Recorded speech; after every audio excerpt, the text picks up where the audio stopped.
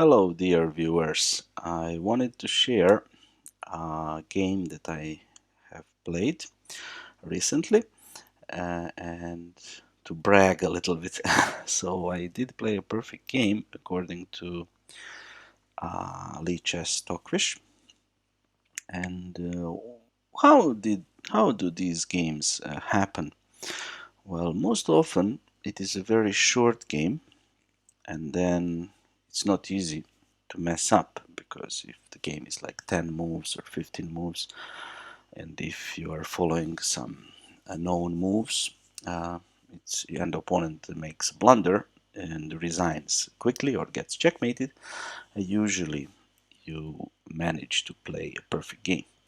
Another feature of these perfect games in general is when opponent is much weaker and then he doesn't pose enough challenge, so you can actually find the best moves. Here I opened and analysis board with this game. I played it on my main account, Trilo, and as you can see I lost a lot of rating. And I'm going to scroll down. In the bottom right corner you can see 0 inaccuracies, 0 mistakes, 0 blunders.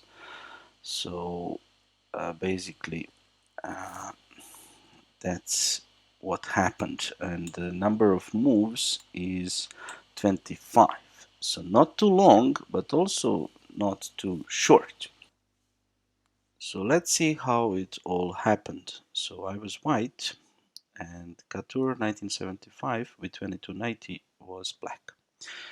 E4, C5, knight C3, D6, F4. So I went for the Grand Prix attack, and perhaps this is one of the reasons why I managed to pull this off, because in the Grand Prix attack, white has very typical ideas that are sort of repetitive. Okay, it depends on what black does, but very often the games look similar. So knight f6, knight f3, knight c6. This is all theory. And bishop b5, a modern approach. Bishop d7, castles, e6. And if you're following the evaluations on the score sheet, you can see that the position is roughly balanced. And here queen e1 is a typical maneuver, so that's what white usually does in the Grand Prix. So this made my task easier. Okay, so black castled, I developed my bishop, and now a6. Here it is important to exchange this bishop because that's the main idea when developing the bishop to b5. So bishop c6, queen g3. Sometimes the queen goes to h4, but since this e7 bishop is eyeing that square, then I chose g3. King h8, king h1, prophylactic move. Computer thinks that it's not super precise, but still it's not considered an inaccuracy. b5, typical for Grand Prix. Black is organizing play on the queen side, while often white is trying to attack on the king side. Developing my last piece, and after b4 I went to e2, and here comes the first blunder by black. So he pushed c4, hoping, I guess, that I will take, and then he can devastate my center. But of course I did not do that. I just captured the other pawn, because when the pawn was on c5 it was protecting this important pawn, but now that pawn is just up for grabs, so I took it. Black exchanged on d3 and played bishop b5, attacking my d3 pawn. And here comes the important point. You need to include your queen into the defense by moving the f3 knight, and I chose the most active square because not only I'm protecting the pawn, but also I am putting pressure on this bishop, and I'm controlling several spots in the opponent's camp, and depending on the circumstances, this can be vital.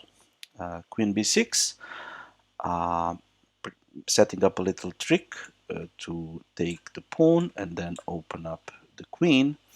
But of course, I just removed my bishop and everything is protected. And here comes the final mistake of blacks, and that is pushing d5.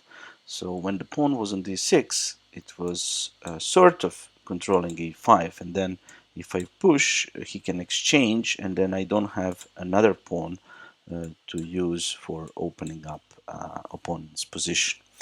But after playing d5, I have a forced sequence, e5, knight d7, and now my f pawn is still there. It didn't recapture on e5, so I can push forward, and here already the position is critical.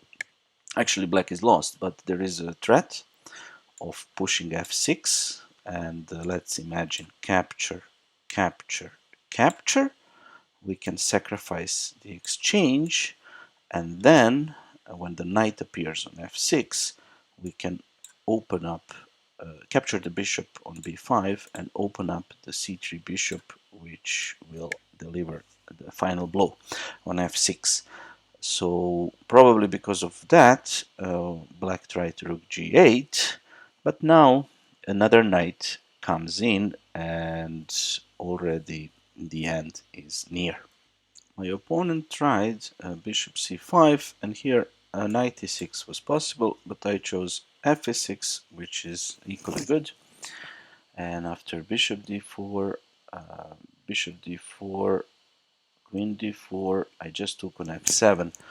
At the moment, black has an extra piece, but he's completely lost. The rook is threatened, and also knight g6 is a devastating threat, because when the pawn recaptures, the queen will deliver checkmate because of this pawn attacking.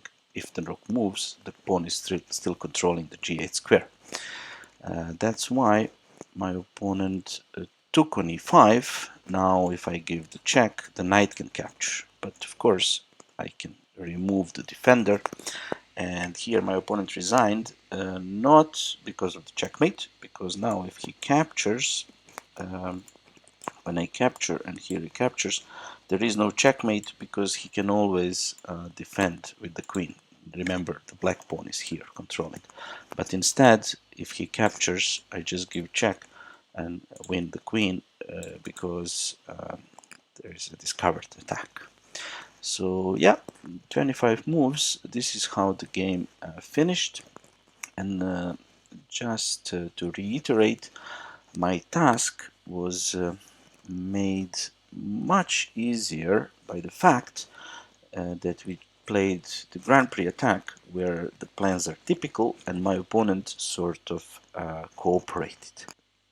Thank you for watching. I hope it was interesting to the viewers.